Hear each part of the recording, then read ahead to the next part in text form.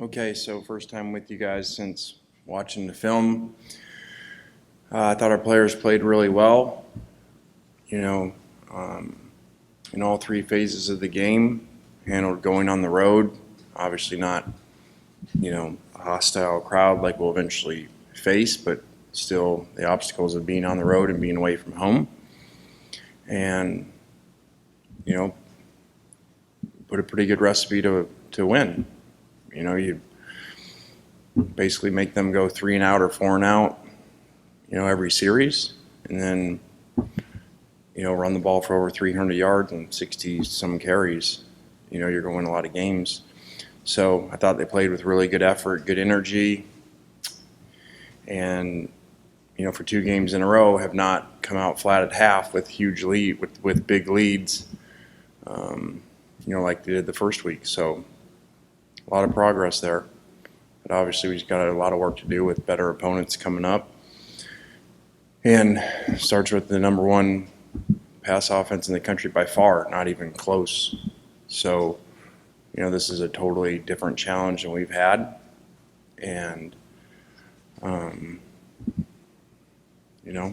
I think some people would say the best team that we've played.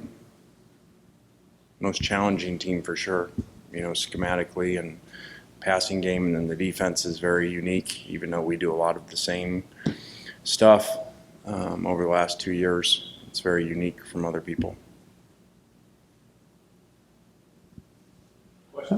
Coach, just having watched the film and just your thoughts on Jackson's kind of response to the start of that third quarter and the whole third quarter after that interception to kind of end the first half there. Well, he responded really well. I think 6 of 6. He came out in the second half after the interception for over 100 yards, 6 of 6 or 7 of 7, one of the two. So that's pretty good, and didn't turn the ball over, outside of that play. So it was a really good job managing the game outside of that play. Trying to teach him this is not. You got to take every game independent of how you play and what's going on with it. And this was a game where we were playing great defense. We were running the ball really well. So the last thing we wanted to do is take risk at the quarterback position because, it's like analytics. You don't need to. So sometimes you do a little more, when you're in a shootout. So I think he definitely learned from it. So you don't like bad things to happen, but if they can happen and you can still win and you can learn from them, then they're better they happen then versus, in a one-score game that you lose.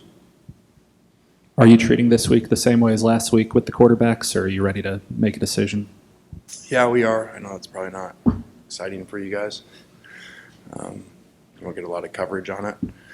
But, it works what we're doing, and I would have liked the opportunity to throw more with Luke, but,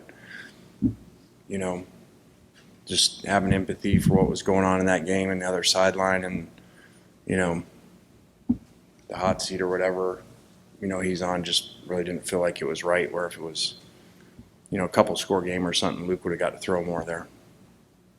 Is there an update with Cary Coleman? It seemed like he left a little early in that one. Yeah, we expect him to play, you know that. So it was good for other guys to get opportunities. Same with the, targeting, got other people to play, and, we got almost everybody in some form. So that was good.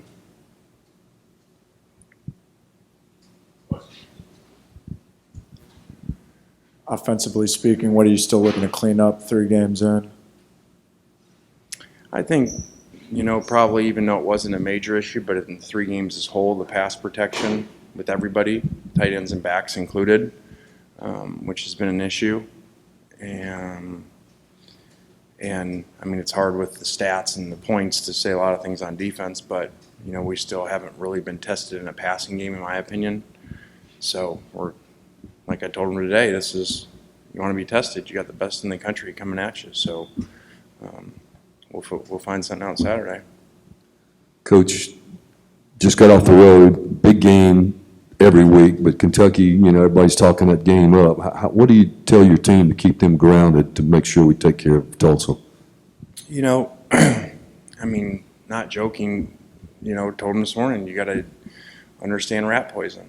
I mean, it's out there and it comes when you play really well, and especially when the outcome is what it looks like, in the score. So, now, our running backs are hearing how great they are and defense and everything. And so, you still got to look at the process of things. And we missed surprisingly probably to you, we missed a lot of holes in the running game, where there were a lot of big plays left out there. So, we got to keep plugging along, and every week is independent of the week before. And, these guys have to learn that, because it doesn't matter what you did the week before. And that's why you guys sit around and compare scores and, well, this team beat that team, and then we play them and they played them. I've done that game, and you realize that doesn't matter at all, because that's why there's surprises every Saturday. Do you have to pay a rights fee to Nick Saban to say rat poison? I don't know. It's a good thing he probably didn't know, because he doesn't look at social media or anything, so he probably doesn't know when I copy him. But I don't know where he got that from when we were there, but it really is, it is true. And you got to remember, like I tell our coaches, our kids deal with that everywhere they go. It's not just when you guys write about it. They go to class and everybody tells them how great they are, and so, we got to be very careful of that, especially with so many new players. You touched on this earlier about not having to do as much with your quarterback against Georgia Tech. In your mind, what would be your preference for a balance in run-pass play calling? I mean, I say at the end of the year you like to be 50-50, but that's the end of the year, because, again, every game's independent. You got no idea how it's going to go during the game, and you don't know. I thought that game would go that way, probably running-wise, but then you think that sometimes and it doesn't, I don't think anybody would have thought Arkansas would have been whatever it was, 1,200 yards or something, and 52-51, whatever the score was when you looked at the year before. So, you can't predict those things exactly, and you got to do what's the best to win. Yeah, after watching the film, just what stood out most about this defensive performance? I think the pressure on the quarterback, a lot of the defensive ends got a ton of pressure on the quarterback. Cedric, and T-Rob for 2 weeks in a row have just been relentless on the edges, which is obviously game-changing when you got two, unique defensive ends playing the way that they're playing. It's really cool. And there's just been a lot of learning lessons for our guys about just playing hard and not deciding when to do it.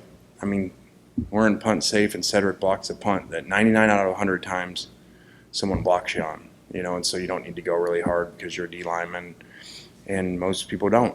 And there he is going full speed and blocks the punt. Or, there's Mingo chasing down the receiver even though a whistle's blowing, on the what they ruled as potentially the lateral, and Mingo's chasing the guy down, just so we have another chance on defense if that gets overturned or goes the other way. So there's a lot of really cool effort stuff for guys to learn from. And like you said, the schedule's only going to get more difficult. How hard will it be to kind of have these dominant defensive performances carry over into SEC play? I'm not worried about that. We're not there. We're playing Tulsa and worry about this week, and you need to be, number one pass offense in the country. So, it'd be great to have some home field advantage with the crowd. When you're dealing with a team that's throwing all the time and you're trying to pass rush. So that would be big. Like we tell the players, it's Tell the Truth Monday.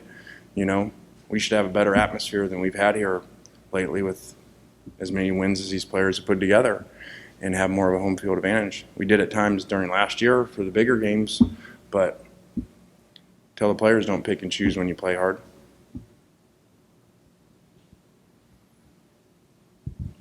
You sort of protected Zach Evans during August, or at least what we got to see. Did you anticipate him being as good as he is? Yeah, I did. I think what's really neat is, and Zach's seen him now, Zach missed some plays. Now, we put a lot of new runs in to give them problems that we hadn't done. So he hadn't had a ton of reps in him. Again, when you have all these new guys, everything is new. So they don't have any stored reps from us from last year when we did things and stuff. So he missed some runs that would have been really big. And if he comes up here, he'll tell you that. That's what's really neat, is that he can even be better and more productive than he's been, which is really special. Another running backs question. I mean, it's easy to see Quinshon now and give him more carries, but what were the traits that you saw from him before he'd ever stepped on the field that kind of made you think, oh, even with Evans and Bentley, he should be getting this many touches? Well, I think it goes back to in recruiting when I was at that game, the state championship, and he had a ton of carries, and just the way that like his mentality and how he just kept working and grinding away. And then you see it in practice and scrimmages and stuff. Even though he missed some time, he's just really elite talent and vision that he ain't teaching vision. So you get really lucky when you have it as a coach, a running back that has it like him, and you can see it. The way he makes people miss before they're like as they just appear. That's not coachable. Obviously, you haven't had too many freshmen play early your first couple of years, but now that you have guys like Quinshon, guys like Davison that are doing it, is that something that you want to have happen more, or is it just you had two players that naturally were able to play this young? No, we'd really like to not have really unique, great players that play early. I mean, come on. You got to admit that was a bad question. But you are right. We have not had a lot of that where we've had premier high school players walk in that are elite players right away. And so to see the running back and, the corner and, Taishima a year ago, it's really special because then, obviously you have them for longer, minus the portal. So when they're that young and playing that well, that's great instead of having to always bring people in to fix all the issues. Jackson took on a couple of defenders in the running game. Speaking of running, he won those. But as a coach, do you want him to run as much as sometimes he's inclined to run, or is that something you guys have to talk about being selective? Well, the amount of times he ran was designed, and those were in reads. Some are passes where, hey, rolls out, and when it's not there, he runs. So it wasn't the amount of times in those other third downs or quarterback draws like what you saw Matt like at Tennessee and Mississippi State. So that was something we just put in. I'm fine with that. We have to, just like anything, a new player, new quarterback, you got to teach them everything. There's times of style that you run with, depending on the game, depending on what's going on. So, no, I don't like that he's on the left sideline, in a game the way that it's going, and he puts his right shoulder down to run the guy over. No, we got to get that out of him. But that's a good problem to have, that you got to get that out of him. And then he buys into what we talk about, because he hears us talk all the time, +2 mentality, 2 more yards on the sidelines, not running out of bounds. So I guess he took that to heart. We were really talking to the other skilled players. Are you able to give us any update on Jalen Robinson? Yeah, we hope he plays. I would really think he plays too. So I probably wouldn't have guessed we would have been that productive had you told me a month ago, going into the season, that Trigg catches 1 pass and Jalen doesn't play. But that's a great thing, to be able to be that productive and guys stepping up and making plays.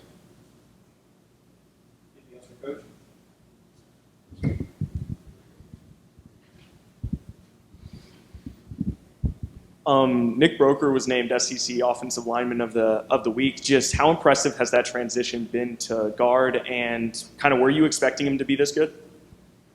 Well, I didn't know he was the Player of the Week until that, because our SID doesn't tell me those things when we walk up here. I mean, we just walked 5 minutes from the field and he didn't tell me a thing about it, so thank you. When the team plays well, when a unit plays well, individual awards come, and he did play really well on top of that. And he's just one of those guys like that. It was so great he came back, which is new nowadays because everybody just leaves even when they don't get drafted. So the style that he plays with and the adjustment of position, it's just great to be able to point out to the other guys.